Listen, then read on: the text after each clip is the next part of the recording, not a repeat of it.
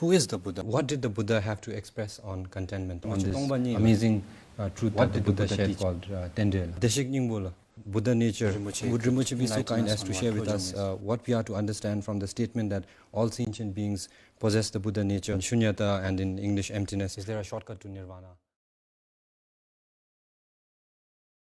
Doctor, one thing which came to mind while the doctor was speaking about Zen Buddhism and about the similarities is the fact that a thing that is personal to me as well, because with my show, what I'm trying to promote is what they call a non-sectarian movement, in a sense, Rime tradition. And I've had guests who argue the fact that we shouldn't really even call the schools of Vajrayana Buddhism as in Kagyu Nyingma as sects, because that would have a different meaning coming from a Christian history.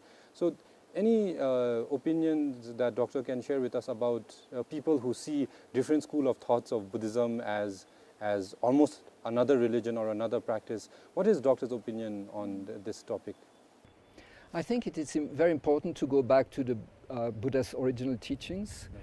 And then when we do that, we realize that we all have a very similar common ground. You know, Four Noble Truths, Eightfold Path, and so on. You know, the idea of enlightenment, awakening, and all this, you know, wisdom and compassion, or wisdom and skillful means, all these very fundamental concepts are common to all Buddhist schools. Then the various Buddhist schools, in the way I see it, they are really skillful means. So it means people are different, so you need to approach people in different ways, so it will attract them, it will speak to them, it will be accessible to them, to their culture, to the time they are living in, and so on and so forth. Now we spoke about Buddhism. I would like to get a little bit personal with Doctor.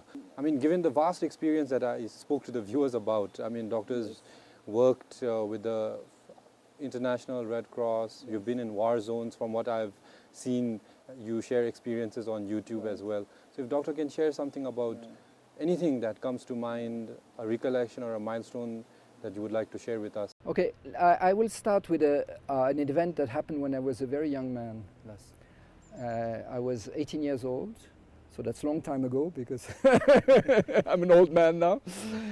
And at that time, you know, my background is my father is Vietnamese and my mother is French. So I grew up in a Vietnamese family, and it was a so-called Buddhist family, although my family was not really practicing, so I was not really very connected with Buddhism as a child. And we were traveling in many countries. My father was a diplomat, so I was not really exposed that much to Buddhism.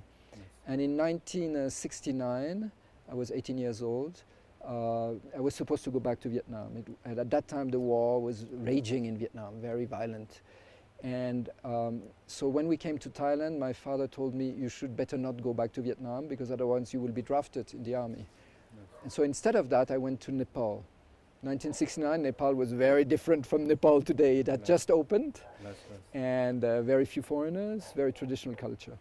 And I decided to go for a pilgrimage in the Himalayas in a place called Kosei Kunda, which is like a place where there are 108 lakes, very sacred place in the Himalayas.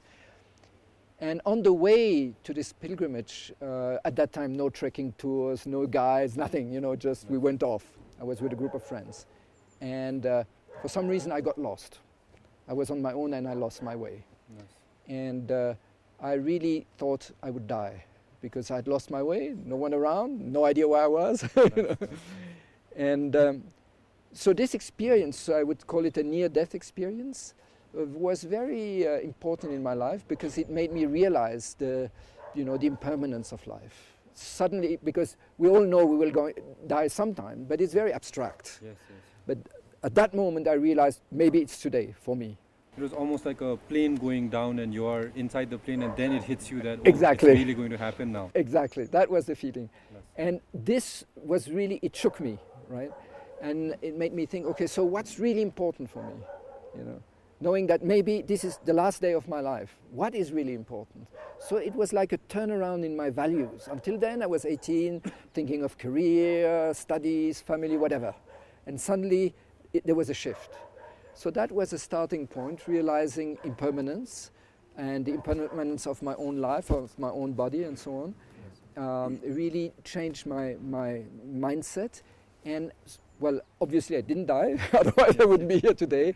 And actually it was very interesting because an old, like a wandering lama, like a Gongchen, passed by. Yes. Just a few hours later, saw me, was very surprised to see me there, and took me along to a village. So I was rescued. Yes. And then I met my first teacher was actually a Tibetan Rinpoche who had just fled from Tibet. Now the interesting thing is I don't remember his name. At that time I was not at all familiar with Tibetan names, but he was my first teacher, only a few days, but he was the first one to teach me how to practice meditation. So that was a very strong impact. So that's maybe a first strong, if you want, experience that gave a different direction to my life. And from then on, I always ask myself, what is really important? You know, the day I will be on my deathbed and I look back on my life, what would I want to see? You know, what would have been really important? And definitely it was not how much did I earn, what title did I have, what social position. This is all gone. Yeah, but was I a good human being? Yeah? Did I do good? Nice. Did I avoid doing evil? And things like that. Then you say, oh, yeah, that's really important. When Doctor is sharing this, what comes to mind is a quote that Jitan Milarepa is supposed to have said. What is your religion? And he said, my religion is to live and die without regret. And I was like, it's easy to sort of convince yourself to live without regret, but to die without regret, it's another question.